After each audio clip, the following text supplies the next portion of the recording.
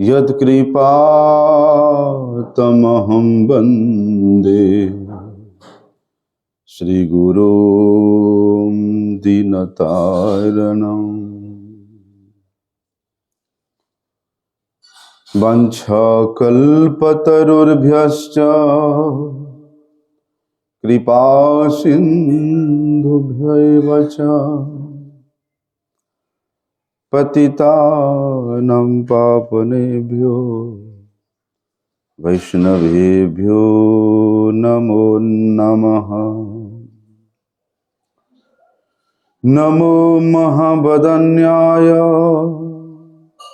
कृष्ण प्रेम प्रदायते कृष्णाय कृष्ण चैतन्य नामिने गौरत्विषे नमः। नमस्ते तुहलग्राम नमस्ते मुसलायुध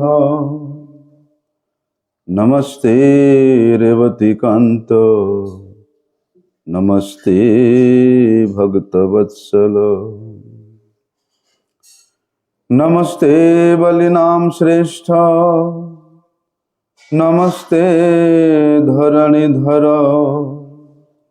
प्रलम्बारि नमस्ते तु त्राहि मां कृष्ण पूर्वज।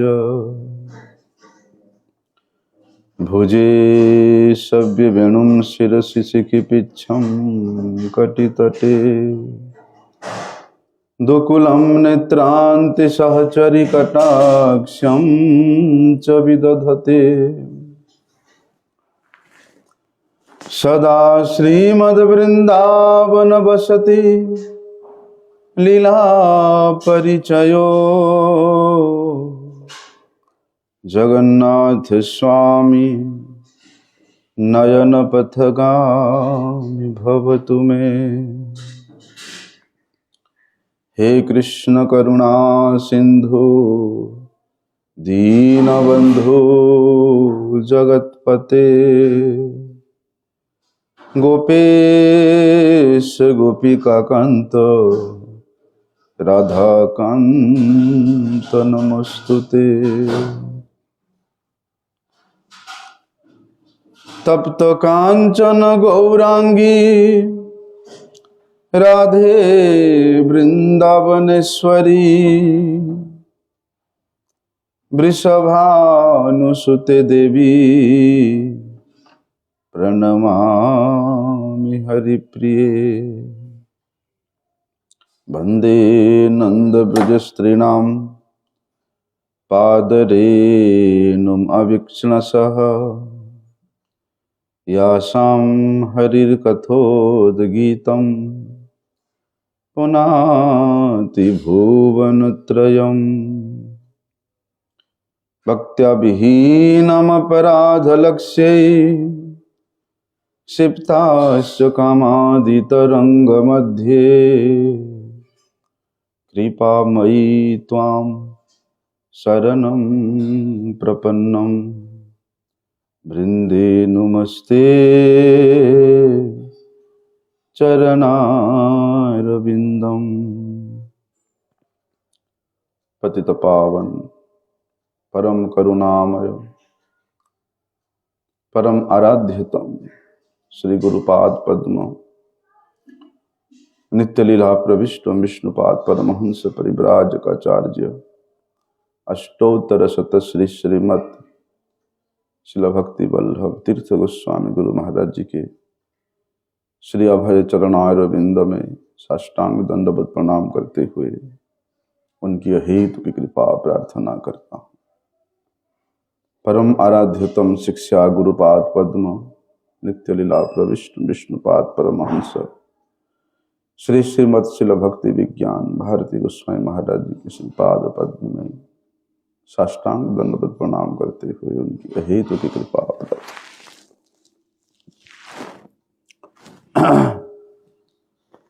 साधु संग कृष्ण सेवा ना पूजीवो देवी देवा यही भक्ति परम कारण। इस विषय में हम लोग कल श्रवण कर रहे थे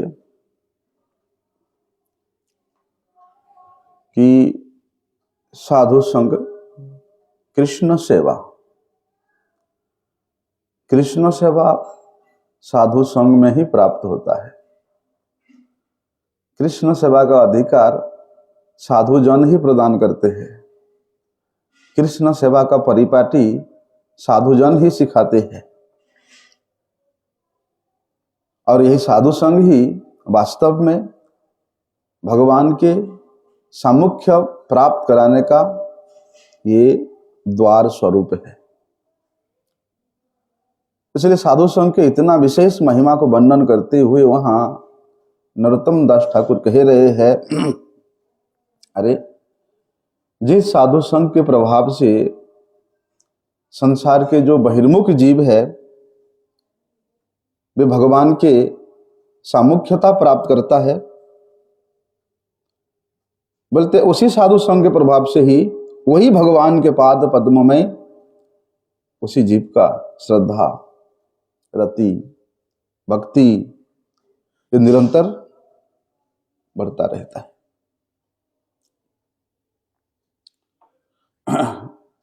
इसलिए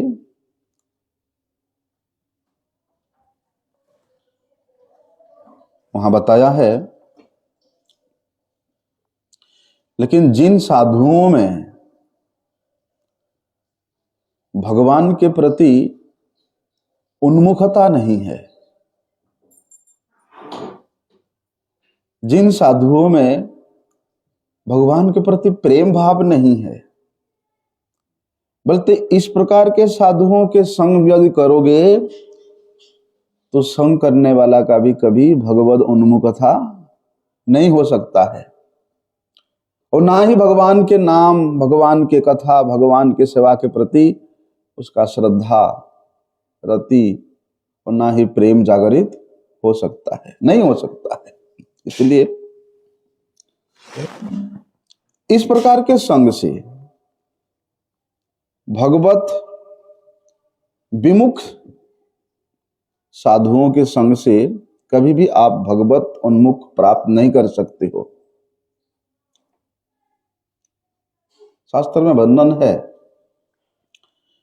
ठीक है, वेद में अनेक प्रकार के विधि का वर्णन है, अनेक प्रकार के सदाचार का वर्णन है।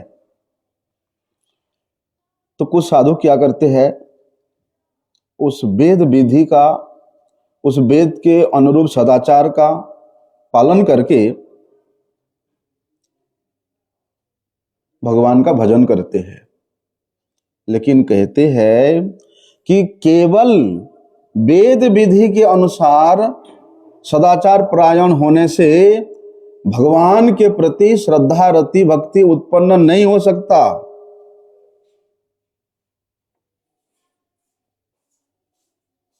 उसके साथ युक्त होना चाहिए भगवत अनुभूति, भगवत सेवा में अपने आप को समर्पण।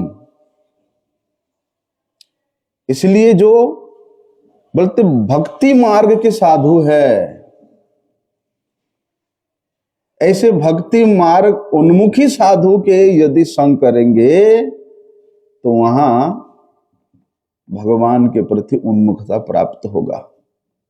ज्ञान मार्ग के जो सिद्ध महापुरुष है उनका संग करोगे तो आपको भगवत प्रेम में प्राप्ति नहीं हो सकता। भले ही इस प्रकार ज्ञानी पुरुषों के श्रद्धा करते हैं तो भले ही आपका संसार के प्रति जो आसक्ति है वो दूर हो जाएगा, लेकिन भगवान के प्रति श्रद्धा, रति, भक्ति का उदय विज्ञान मार्ग सिद्ध महापुरुष के संग से नहीं हो सकता है। इसलिए इनका संग इस प्रकार ज्ञान मार्ग में जो सिद्ध महापुरुष है इनका संग तो अप्रासंगिक है, प्रसंग के अंदर नहीं है। प्रसंग यहां बता रहे नरोत्तम दास ठाकुर कि साधु संग कृष्ण सेवा, ना पूजी वो देवी देवा। हमारे महाजन गणों ने वर्णन करते हैं, भैया ये जो साधु है, ये साधु शास्त्र के अनुसार तो चलते ही है,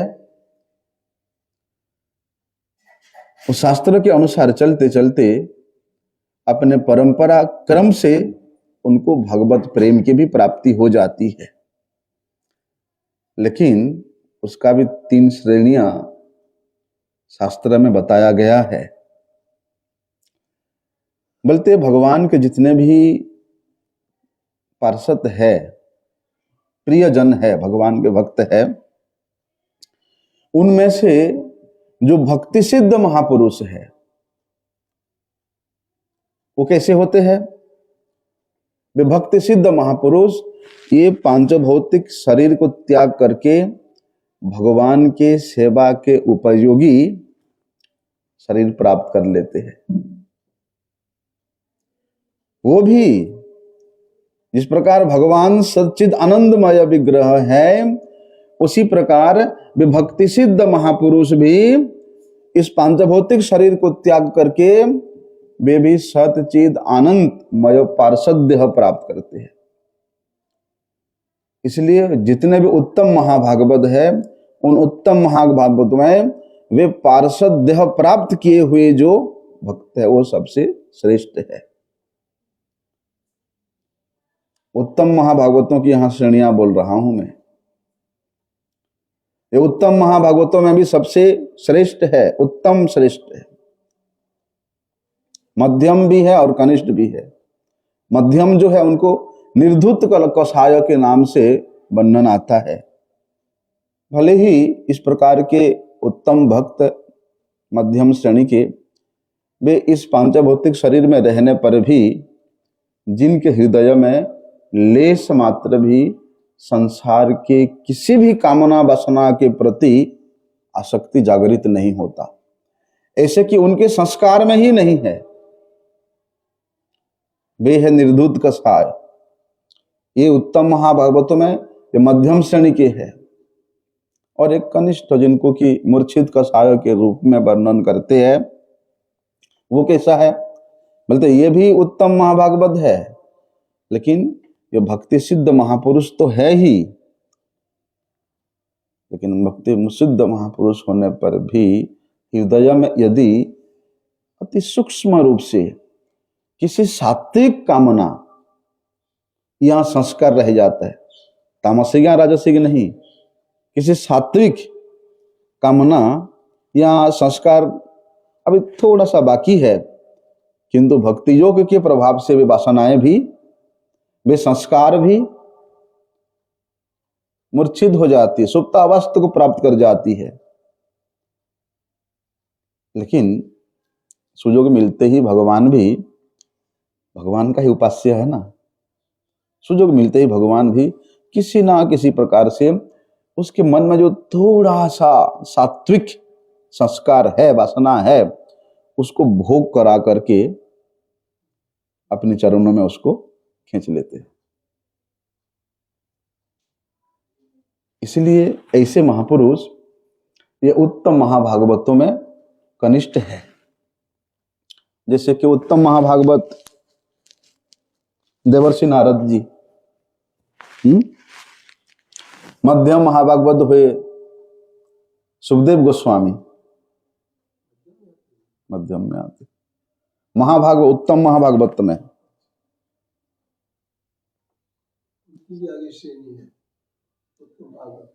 हाँ, उत्तम महाभागवतों में जो मध्यम श्रेणी है वो सुखदेव गोस्वामी जी। देखिए वो साक्षात इस शरीर में है, लेकिन उनके हृदय में लेश मात्र भी वासना का संस्कार नहीं है। आप कल्पना भी नहीं कर सकते हो, लेकिन इस शरीर में है, पांचभौतिक शरीर में है। इसलिए और नित्य निरंतर वे भगवत चिंतन में ही, भगवत सेवा में नियोजित रहते हैं। और कनिष्ठ महाभागवतों में जैसे नारद जी का प्रथम अवस्था, उन्होंने दासी पुत्र के रूप में जब प्रकट हुए थे, हैं, तब उनके मन में भाव था, सात्विक वासना था, सात्विक संस्कार था।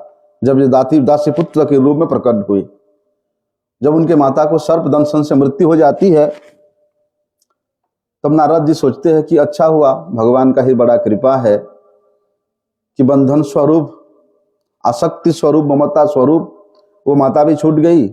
अब मैं निश्चिंत होकर के भगवान का भजन करूंगा। लेकिन ऋषि मुनियों के निर्देश से, उपदेश से उन्होंने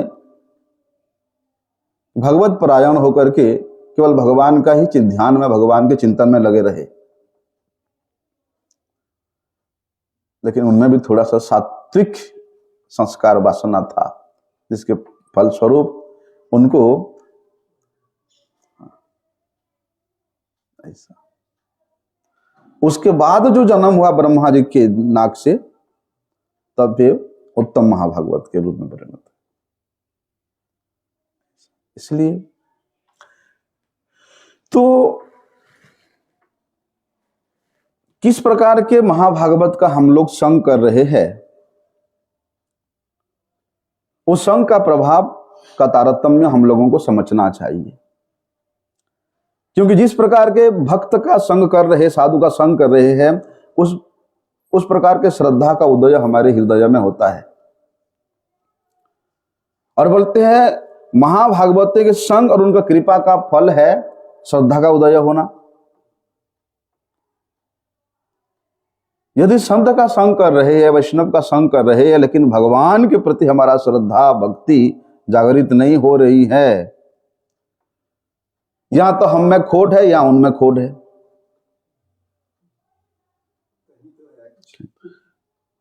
लेकिन भैया साधु का स्वभाव ही होता है कि दर्शन है पवित्र करो यही तुम्हार गुण। वो दर्शन करने मात्र से उसके हृदय को पवित्र कर देते हैं, उसमें श्रद्धा का बीज रोपण हो जाता है। साधु नाम दर्शनम मन्ये सर्वसिद्धि करम परम। यदि वो दर्शन करने के बाद भी यदि नहीं हो रहा है, तो क्या हमारे आंखों की दोष है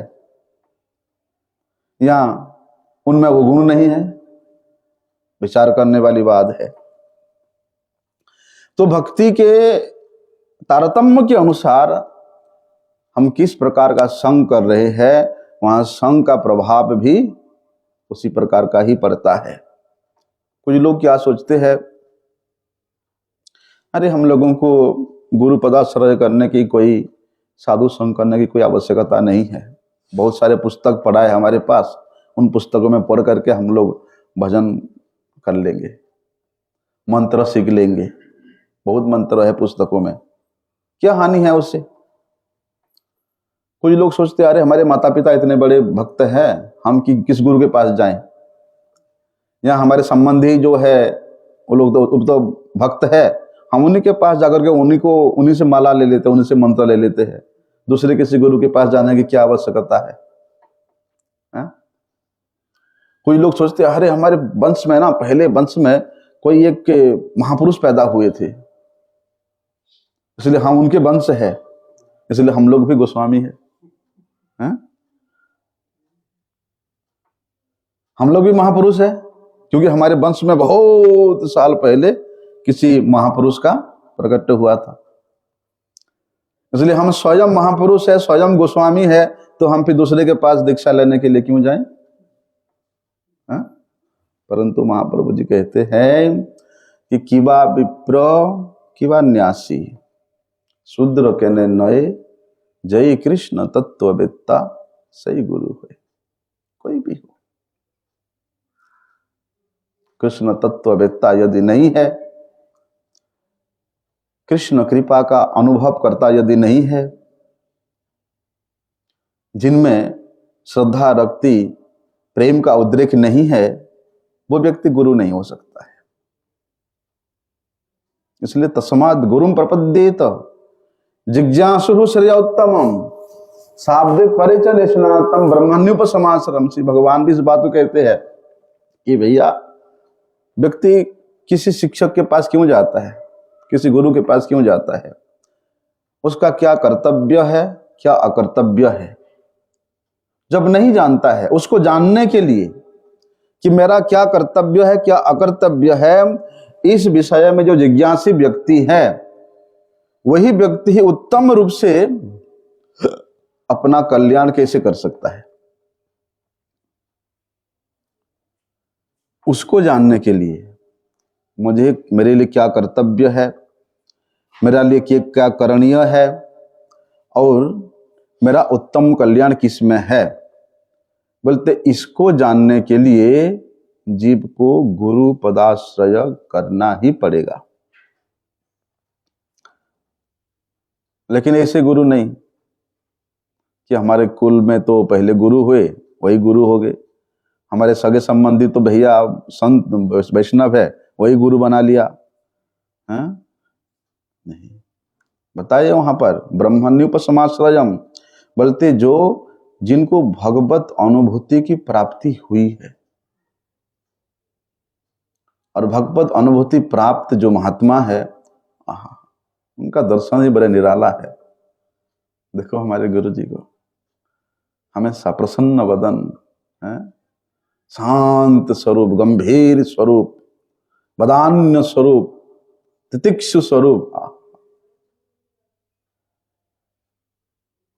गुरु जी के स्वरूप का, गुरु जी के श्री चरणों का चिंतन करने मात्र से हृदय पवित्र हो जाता है। ऐसा संत होना चाहिए जो किसी प्रकार के कोई मान सम्मान प्रतिष्ठा का लोप ना हो, किसी माइक वस्तु के प्रति, माइक आचरण के प्रति उनके उसके क्षोभ में वशीभूत ना हो, ऐसे सदगुरु होना चाहिए। भगवान कहते हैं इस बात को कि निष्णातम ब्रह्मण्युपसमाश्रयम शाब्दे परे च निष्णातम। इसलिए तात्पर्य ये है कि भैया जो शुद्ध भक्ति में ओतप्रोत है, भक्ति के अलावा और कुछ बातें नहीं करते हैं। भक्ति मतलब सेवा। श्रवण करेंगे उसमें नरोत्तम दास ठाकुर बताए इस तिरुपति में कि साधु संग कृष्ण सेवा ना पूजी वो देवी देवा। महाराज नरोत्तम दास ठाकुर जी का ये जो प्रेम भक्ति चंद्रिका जो गीतिका है ना,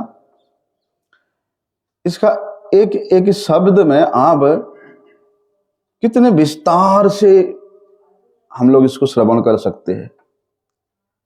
साधु संग कृष्ण सेवा ना पूजीबो अन्य देवी देवा, यही भक्ति परम कारण। शास्त्र का बिल्कुल निचोड़ बता दिया उन्होंने।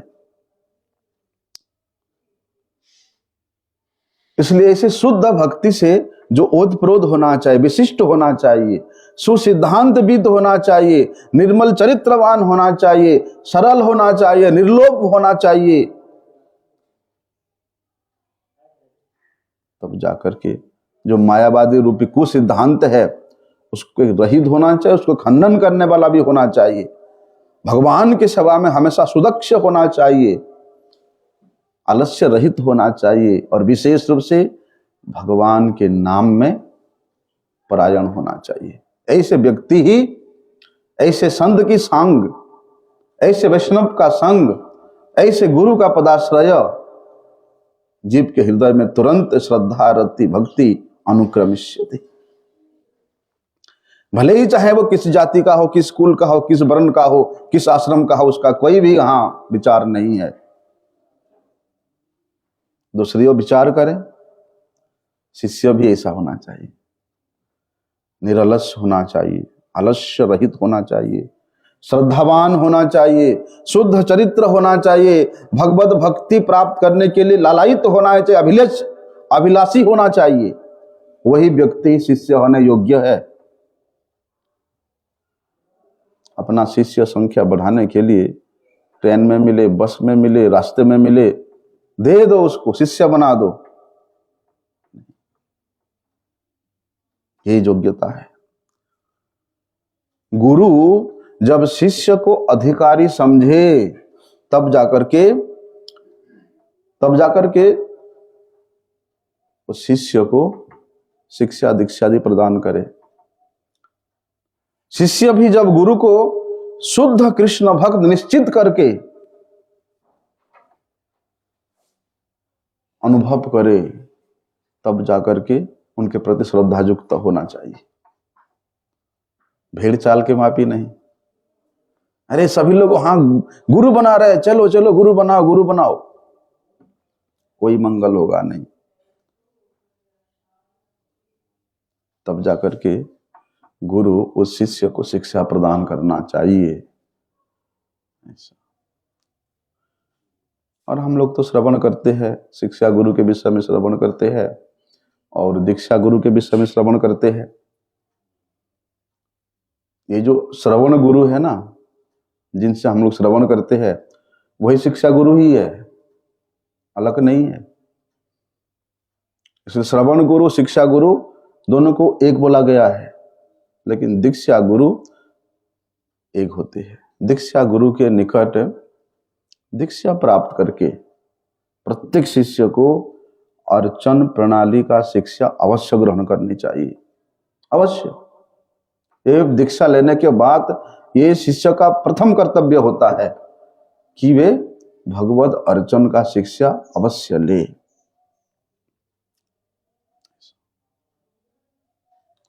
दीक्षा गुरु तो भैया एक ही होते हैं। शिक्षा गुरु भले ही अनेक हो सकते हैं, लेकिन शिक्षा गुरु वे ही हमारा भजन की शिक्षा दाता है, वे ही हमारा निष्ठा की शिक्षा दाता है।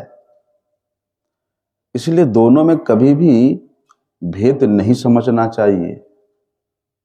यदि दोनों में भेदभाव आ गया, आपकी दीक्षा गुरु के प्रति जो निष्ठा होना चाहिए वो कम हो जाता है। जितना निष्ठा दीक्षा गुरु के प्रति, उतने ही निष्ठा शिक्षा गुरु के प्रति होना चाहिए, क्योंकि दोनों के लिए भगवान बोला है। दोनों ही भगवान का प्रकाश है, दोनों ही भगवत स्वरूप है। बताया हुआ शास्त्र में कि दीक्षा गुरु कृष्ण रूप हन शास्त्रे प्रमाणे। दीक्षा गुरु कृष्ण रूप हन शास्त्रे प्रमाणे, और शिक्षा गुरु के तो जाने कृष्ण स्वरूप बताया शास्त्र में।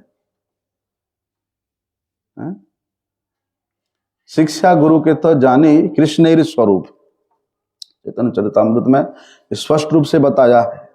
इसलिए जगत गुरु श्रील भक्ति सिद्धांत सरस्वती ठाकुर प्रभुपाद जी ने इस प्यार का बड़े सुंदर रूप से उनके अनुभाष्य में, चैतन्य चरितामृत के अनुभाष्य में उन्होंने विस्तार से वर्णन किया है। शिक्षा गुरु और दीक्षा गुरु का क्या तात्पर्य है, क्या महिमा है।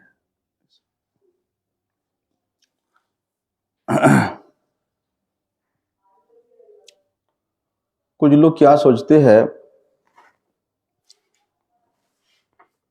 अरे गुरु ही तो ग्रहण करना है, कहीं से भी कर लो।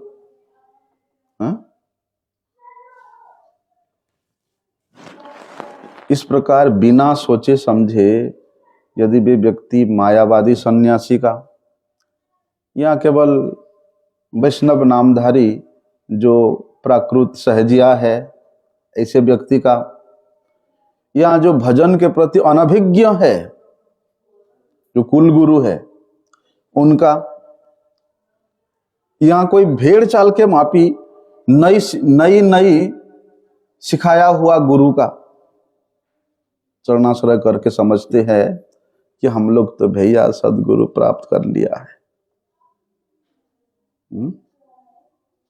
लेकिन साधन भजन क्या बोलते हैं, जब हम सदगुरु प्राप्त कर लिए, सदगुरु ही हमारा उद्धार कर लेगा।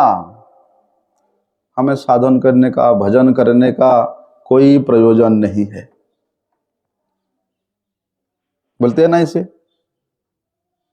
ये अंधविश्वास है, ये अंधविश्वास है। ऐसा गुरुकरण प्रेम प्राप्ति में, भगवत भक्ति प्राप्ति में, भगवत सेवा प्राप्ति में ये सर्वथा बाधक है। जो आपको भक्ति के क्रिया से कोसों मील दूर ले जाएगा। इसलिए सद्गुरु का पदाश्रय करने के पश्चात भजन करते करते, साधन करते करते शिष्य को यह विचार करना चाहिए कि मेरे में जो अनर्थ है दूर हो रहा है कि नहीं हो रहा है, मेरे में जो कुसंस्कार है वो दूर हो रहा है कि नहीं हो रहा है। विचार नहीं करता कोई। अरे हम तो ऐसे सदगुरु के चरणाश्रय किए हैं, हमको क्या जरूरत है विचार करने का है? लेकिन निर्देश है सदगुरु पदाश्रय करने के उपरांत भजन में प्रवीण तो होना ही है, और भजन सेवा करते करते विचार भी करना चाहिए कि मैं भजन में कुछ उन्नति कर रहा हूं। भजन में उन्नति तभी समझोगे जब संसार के प्रति हमारा आसक्ति न्यून हो रहा है, हमारे हृदय में जो अनर्थ है वो धीरे धीरे अपसारित हो रहा है, ये समझना चाहिए। इसलिए अनर्थ की निवृत्ति का क्या उपाय है, ये कितने प्रकार का अनर्थ है और ये अनर्थों का निवृत्ति का क्या क्या उपाय है, ये विश्वनाथ चक्रपाद जी ने श्री माधुर्य कादंबिनी ग्रंथ में विस्तार से वर्णन किया है। इतना सुंदर ग्रंथ है ना, कभी सुयोग मिलेगा, मैं उसको पीछे में 1 महीना किया था कथा, फिर शुरू करेंगे उसको। एक चैप्टर में 1 महीना बीत गया था। इसलिए भैया जो लोग भजन तो करते हैं लेकिन अपना काम क्रोध लोभ मोह को दूर करने का चेष्टा नहीं करते हैं, अनर्थ से निवृत्त होने का चेष्टा नहीं करते हैं, बोलते ऐसे लोग भजन में कभी भी आगे नहीं बढ़ सकते हैं। इसलिए इस रीति से, किस रीति से, साधु संग के रीति से भजन करते करते साधक धीरे धीरे श्रद्धा के क्रम में पहुंचता है, और श्रद्धा से आरंभ करके वे अपने लक्ष्य प्रेम तक प्राप्त कर लेता है। इसलिए नरोत्तम दास ठाकुर इसी बात को यहां बता रहे हैं कि भैया कि भगवत भक्त के संग के बिना भगवत भक्ति उत्पन्न होना असंभव है। साधु संग ही कृष्ण सेवा प्रापक है, साधु संग ही कृष्ण भक्ति प्रापक है, कृष्ण प्रेम प्रापक है।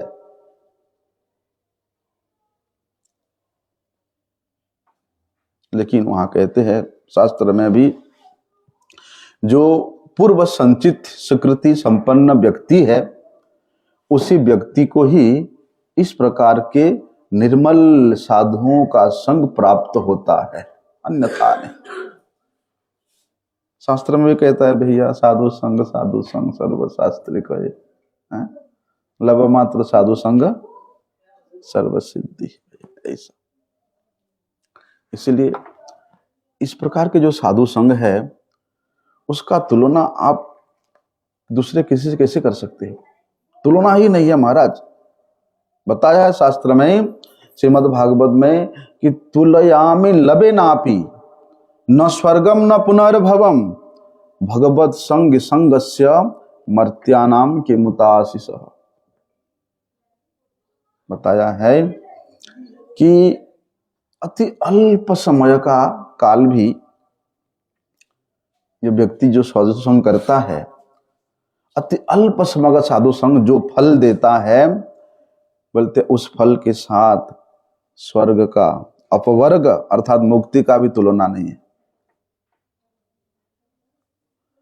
स्वर्ग प्राप्त करने के लिए व्यक्ति कितना कुछ करता है? मुक्ति प्राप्त करने के लिए व्यक्ति कितना कुछ करता है। बोलते एक क्षण का साधु संग इसके सामने अति तुच्छ, अति तुच्छ है।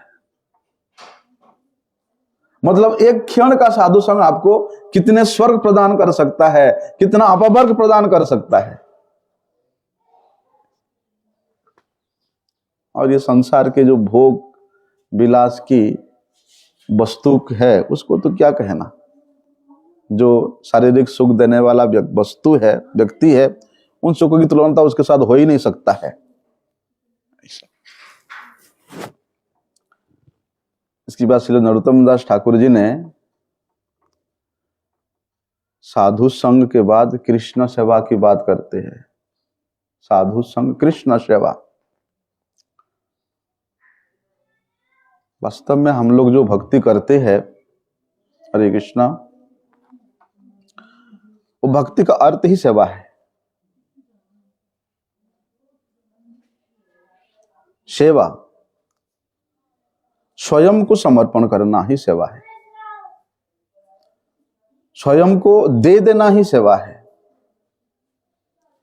उसके बाद फिर वो चाहे आपको कैसे भी कराए, कुछ भी कराए, कभी भी कराए, आपका अधिकार नहीं रहता, तब वो सेवा होता है। ना जी ना, हम तो 1 घंटा हमारा सेवा है, 1 घंटा करेंगे, उसके बाद फिर हम अपना काम करेंगे, अपना व्यवस्था करेंगे, वो सेवा नहीं होता है। सेवा मतलब समर्पण। भजते सवे धातु सेवायाम परिकीर्तितः, गरुड़ पुराण में बताया। जहां समर्पण है वहां सेवा है, जहां निस्वार्थता है वहां सेवा है, जहां सेव्य का सुख विधान का लक्ष्य है वो सेवा है। हम सोचते हैं कि हम जो है 1-2 घंटा ठाकुर जी का श्रृंगार अर्चन करके सोचते हैं कि सेवा करते हैं, 1-2 घंटा रसोई करके सोचते हैं कि सेवा करते हैं।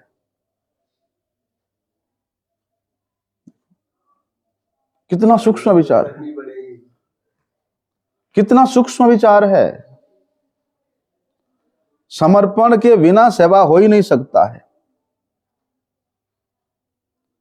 समर्पण फिर इस प्रकार के सेव्य आपको कैसे भी कराए, आपको एक शब्द बोलने का अधिकार नहीं है, क्योंकि आप समर्पित है, आपको करना ही है वो। ऐसे नहीं कि आप क्रयदास है, बिका हुआ दास है या खरीदा हुआ दास है, तो आपका इच्छा नहीं है, इच्छा होना ही नहीं चाहिए, उनके इच्छा में ही आपका इच्छा होना चाहिए। दास ही तो है हम लोग, कृष्ण दास है, लेकिन भगवान कृपा करके दास को भी, वे दास के प्रति भी अपना अधीनता को खो देते हैं। दास मतलब भगवान का अधीन करने का योग्यता। वो स्वामी के अधीन नहीं होते, वे धनी के अधीन नहीं होते हैं, वे विद्वान के अधीन नहीं होते हैं, वे दास के अधीन होते हैं।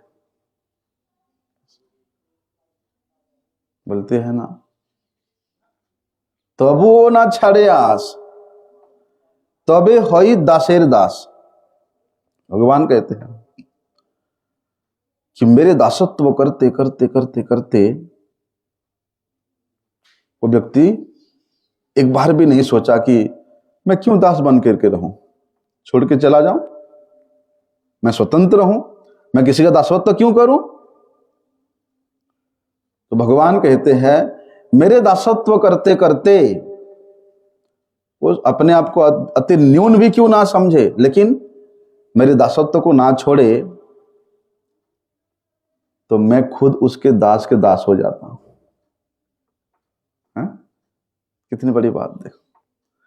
इसलिए भज इति सवे धातु सेवायाम परिकीर्तितः, भज धातु ये सेवा में ली जाती है।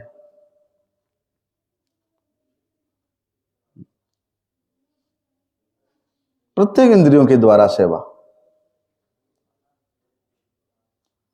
जब हमारे इंद्रियां सेवा के प्रति अभिमुख ना हो, तो भगवान के नाम, लीला इत्यादि हमारे जीवा में या हमारे चित्त में कभी उदय हो नहीं सकता है। सेवा परायण भक्त के हृदय में, भक्त के जीवा में भगवान का नाम या भगवान के रूप वहां उद्रेक होता है। वहां नृत्य करता है। इसलिए ये भज धातु जो है ना, ये भक्ति पद में ही निष्पन्न होता है। भक्ति पद कौन है? जो विष्णु पद है वो व्यक्ति पद है। भक्ति जिनके चरणों में रहती है वे भक्ति पद है।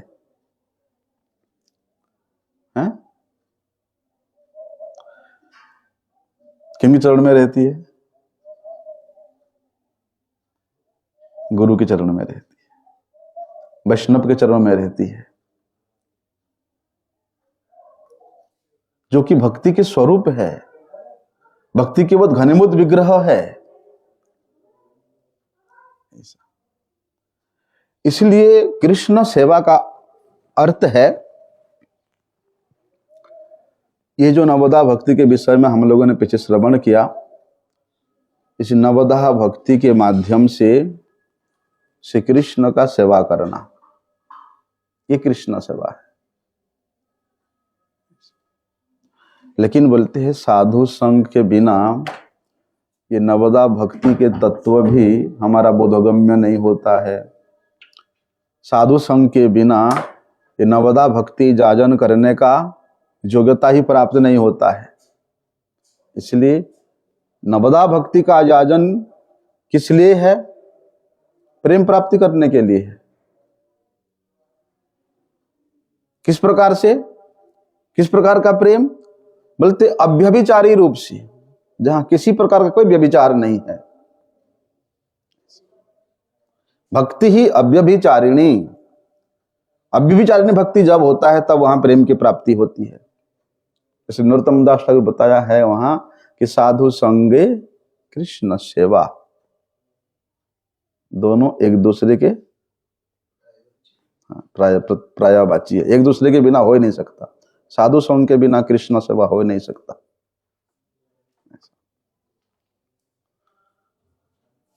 और बोलते इस प्रकार साधु संग में रह करके जब हम कृष्ण सेवा करते हैं, कृष्ण भजन करते हैं, तो वहां हमारे अभिलषित वस्तु प्रेम हमारे बड़ी जल्दी अति शीघ्र प्राप्त हो जाती है। करे तो सही। आगे नरोत्तम दास ठाकुर कहते हैं कि ना पूजीबो अन्य देवी देवा, साधु संग में श्री कृष्ण सेवा में निष्ठा होने के बाद भी यदि कोई व्यक्ति अन्य देवी देवताओं का आशा करता है, अभी उनका याचना करता है, उनका आराधना करता है, बोलते उससे और श्रेष्ठ वेश्यावृत्ति कुछ है ही नहीं। इसके विषय में हम लोग कल श्रवण करेंगे। हुआ ही नहीं। वंशा कल्पतरुभ्यश्च कृपा सिंधुभ्यैव च पापनेभ्यो वैष्णवेभ्यो। क्या बोले? 8 बजे तक करते हैं, लेकिन आज थोड़ा सा मेरा